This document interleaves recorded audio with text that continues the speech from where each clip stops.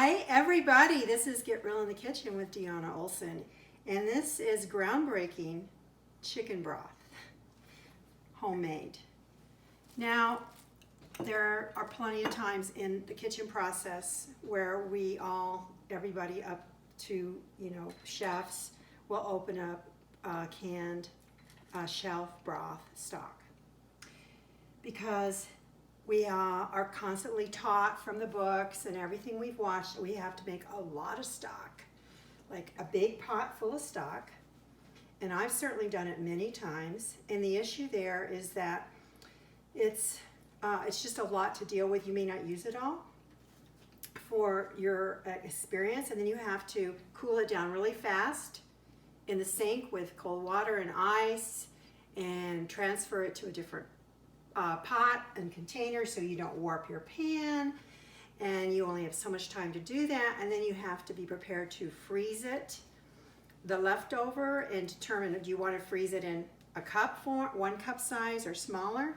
So here's 1/4 of the rest of so the recipe's right below in the description. So I'm not going to turn it on because it's already finished. This is the broth I made this afternoon, and it made 6 cups, but I'm cutting the recipe in half even from that, and it's all written up in the description. So in order to do this, we're taking fresh chicken parts. In this case, drumsticks. Wings would work, and so with thighs, so a pound of those. And there's a reason why I'm leaving 3 out. And then what I'm going to do is, and these are all washed, put the carrots in.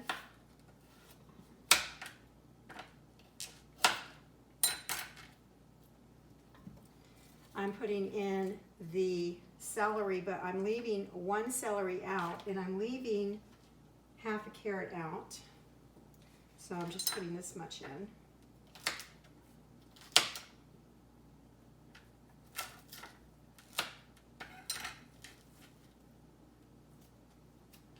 And half of the leek, so we took off the green top, cut that in half, and discard that. And then your leek is almost always going to need to be washed for any dirt, residue that's in there between the leaves. So you want to do that. But I'm leaving half of that, and I'm putting half in here. And the parsnip, same thing.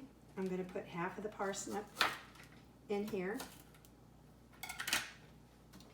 and half of the parsley, and half of the fresh thyme. And what's really fun is when you do the onion is you don't take the skin off, just leave it like that. And throw that in. It's all ready to go, and you can take the root end off. And then this is what you have that you're going to make your stock. That's how fast it goes in. I'm going to pour water in it, 1 quart and a cup. No salt, but we do add some spices, half a bay leaf. And you're like, why are you doing only half?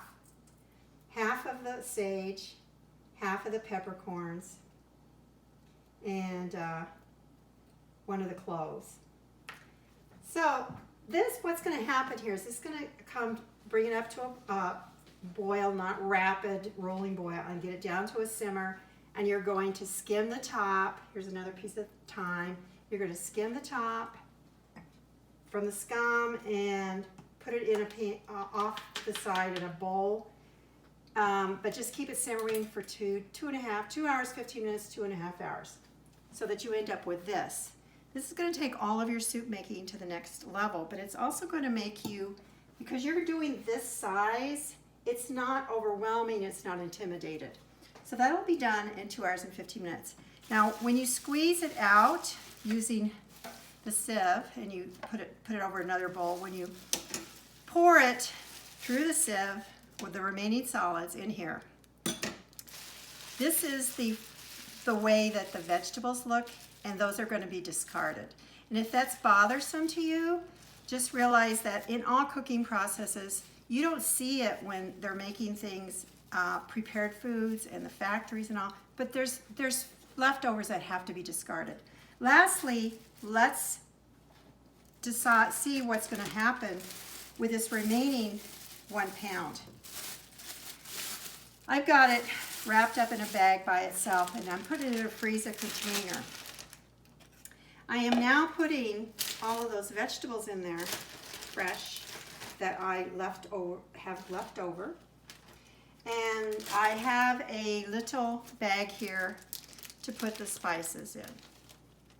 They're just right there, ready to go. And this is going to be put immediately into the freezer and frozen as a pre-made homemade kit for your salad stock that will make this much. And then when I can pull it out the day before, let it kind of thaw in the fridge, and then make some stock without all of this big stock pot. And what do I do with the leftover? Lastly, in this case, since I happen to use drumsticks that had a lot of meat on them, although the recipes say to discard it, it took me like 30 seconds to take the meat off of the drumsticks. And I'm going to put that in the fridge, and then I'm going to make some chicken salad out of it later in the week. So I am done with my stock making, and happy stock making to you, and please subscribe and come back for the next video where I'm making soup from that leftover stock. It's live from Denver. One take. See you next time.